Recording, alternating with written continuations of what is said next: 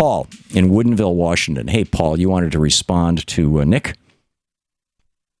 Yeah, your guest said, I've never understood really the whole concept of political correctness, but apparently to him, what it means is using the right words to offend the right people. It has to be the right words on the right people, because as you aptly pointed out, if you use the right words on the wrong people, then you're the one who's being politically correct.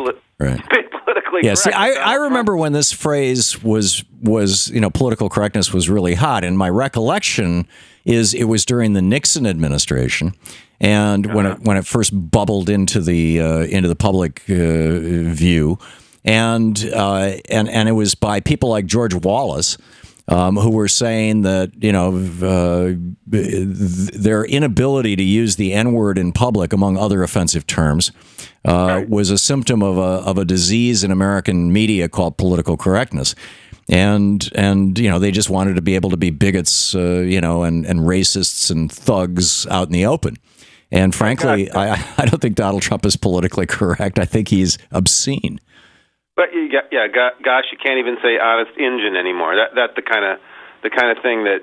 But the Republican Party, the right, the conservative right, seems to me they have this.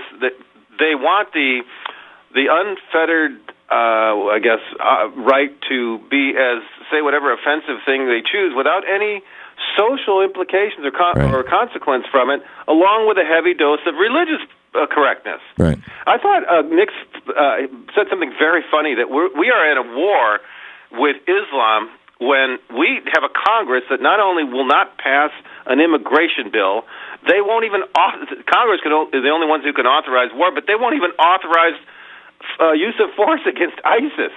Right. So this is just a war of bigotry.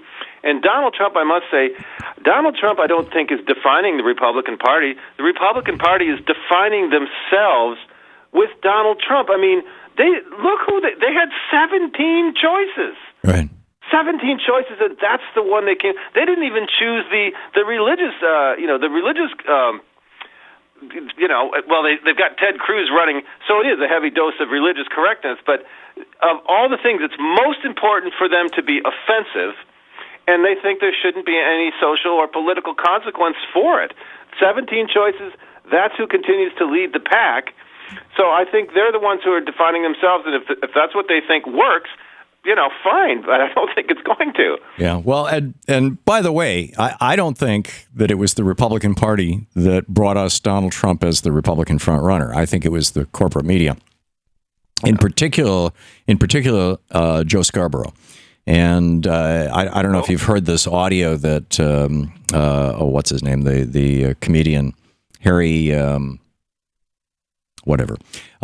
Harry Shearer has thank you, Shana. Oh, yeah. Has released. Yeah. And just there's a nice summary of this that Kay Pete did over at Democratic Underground this morning. Number one, after Scarborough told Trump that, quote, all the polls out today look great in South Carolina, end quote, Trump asked Scarborough if he thinks super PAC ads against him are catching on, noting they're spending $75 million in negative ads on me over the last 2 weeks. Are they catching on? Scarborough replied, no. Then Brzezinski pointed out what she described as a wow moment on the campaign trail when Trump brought two supporters up on stage. Scarborough told Trump, we played it several times this morning. Trump responded by telling the pair that he watched the show that day and observed, you had me almost as a legendary figure. Number three, Scarborough told Trump, we were completely wrong in thinking he did poorly in the February 13 Republican debate.